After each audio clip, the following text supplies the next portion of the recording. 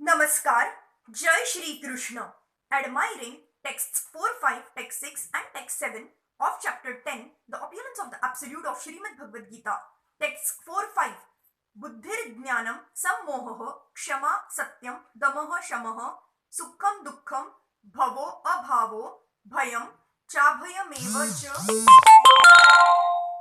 ahimsa samata तुष्टि स्तपो दानम यशो अयशः भवन्ति भावा भूतानां मत एव पृथग विधाः.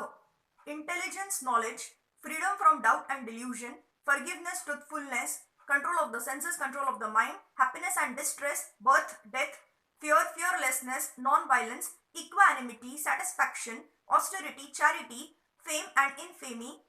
All these various qualities of living beings are created by me alone.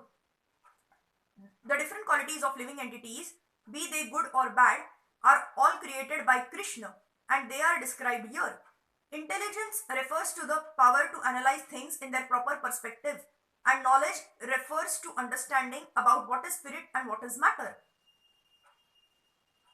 Asammoha, freedom from doubt and delusion, can be achieved when one is not hesitant and when he understands the transcendental philosophy. Kshama, tolerance and forgiveness should be practiced. One should be tolerant and excuse the minor offenses of others. Satyam, truthfulness, means that facts should be presented as they are for the benefit of others. Damaha, control of the senses, means that the senses should not be used for unnecessary personal enjoyment. Similarly, one should restrain the mind from unnecessary thoughts. That is called shamaha. Sukham, pleasure or happiness, should be always in that which is favorable for the cultivation of the spiritual knowledge of Krishna's consciousness. And similarly, that which is painful or which causes distress is that which is unfavorable for the cultivation of Krishna's consciousness. Bhava, birth, should be understood to refer to the body. As far as the soul is concerned, there is neither birth nor death. That we have discussed in the beginning of Bhagavad Gita. Birth and death apply to one's embodiment in the material world. Fear is due to worrying about the future. A person in Krishna's consciousness has no fear because by his activities, he is sure to go back to the spiritual sky, back home, back to Godhead. Therefore, his future is very bright. In the Srimad Bhagavatam 11.2.37, it is stated, Bhayam dvitiya bhini veshatah syat. Fear is caused by our absorption in the illusory energy. Abhayam, fearlessness, is possible only for one in Krishna's consciousness. Ahimsa, non-violence, means that one should not do anything which will put others into misery or confusion.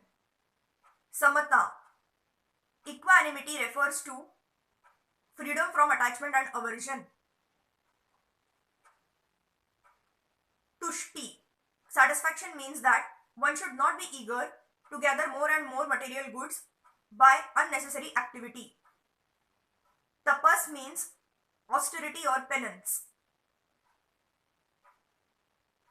As far as Danam, charity, is concerned, one should give 50% of his earnings to some good cause. Yashaha, fame, according to Lord Chaitanya,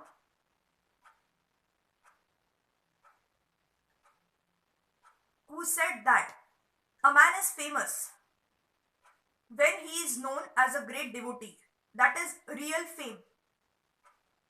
If a man has become a great man in Krishna's consciousness and it is known, then he is truly famous. One who does not have such fame is infamous. All these qualities are manifest throughout the human society, everywhere, and in the society of the demigods. There are many forms of humanity on other planets, and these qualities are there. Now, for a person who wants to advance in Krishna's consciousness. Krishna creates all these qualities, but the person develops them himself from within. One who engages in the devotional service of the Lord develops all the good qualities as arranged by the Supreme Lord. Of whatever we find, good or bad, the origin is Krishna. Nothing can manifest itself in this material world which is not in Krishna. That is knowledge. Although we know that things are differently situated, we should realize that everything flows from Krishna. Text 6. Maharshaya Sapta Purve Chatavaro Manavastatha Madabhava Manasa Jata Yesham Loka Imaha Prajaha. The 7 great sages and before them the 4 other great sages and the Manus, progenitors of mankind,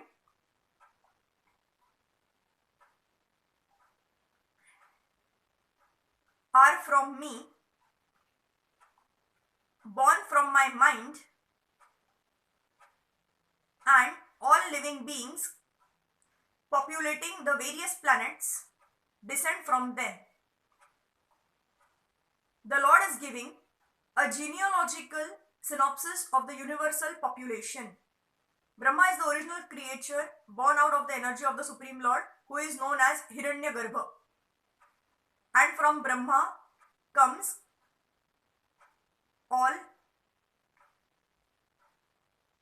4 great sages, Sanaka, Sananda, Sanatana and Sanat Kumar, and the 14 Manus are manifested. All these 25 great sages are known as the patriarchs of the living entities all over the universe. There are innumerable universes and innumerable planets within each universe, and each planet is full of population of different varieties. All of them are born of these 25 patriarchs. Brahma underwent penance for 1000 years of the demigods before he realized by the grace of Krishna how to create. Then from Brahma came Sanaka, Sananda, Sanatana and Sanat Kumar, then Rudra, and then the 7 sages, and in this way all the Brahmanas and Kshatriyas are born out of the energy of the Supreme Personality of Godhead. Brahma is known as Pitamaha, the grandfather, and Krishna is known as Prapitamaha, the father of the grandfather. That is stated in the 11th chapter of the Bhagavad-gita, 11.39. Text 7. Etam vibhutim yogam cha mama yo vetti tatvatah so avi kalpena yogena yujjate natra samshayah.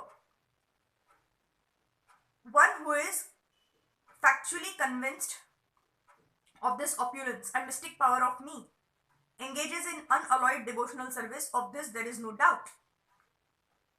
The highest summit of spiritual perfection is knowledge of the Supreme Personality of Godhead.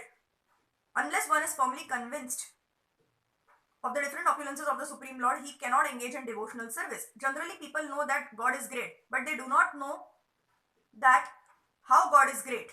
Here are the details. If one knows factually how God is great, then naturally he becomes a surrendered soul and engages himself in the devotional service of the Lord. When one factually knows the opulences of the Supreme, there is no alternative but to surrender to him. This factual knowledge can be known from the descriptions in Srimad Bhagavatam and Bhagavad-gita and similar literatures. In the administration of the universe, there are many demigods throughout distributed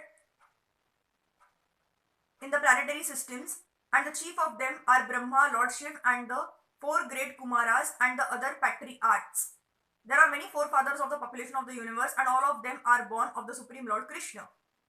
The Supreme Personality of Godhead Krishna is the original forefather of all forefathers. These are some of the opulences of the Supreme Lord. When one is firmly convinced of them, he accepts Krishna with great faith and without any doubt, and he engages in devotional service. All this particular knowledge is required in order to increase one's interest in the loving devotional service of the Lord. One should not neglect to understand fully how great Krishna is, for by knowing the greatness of Krishna, one will be able to be fixed in sincere devotional service. Thank you.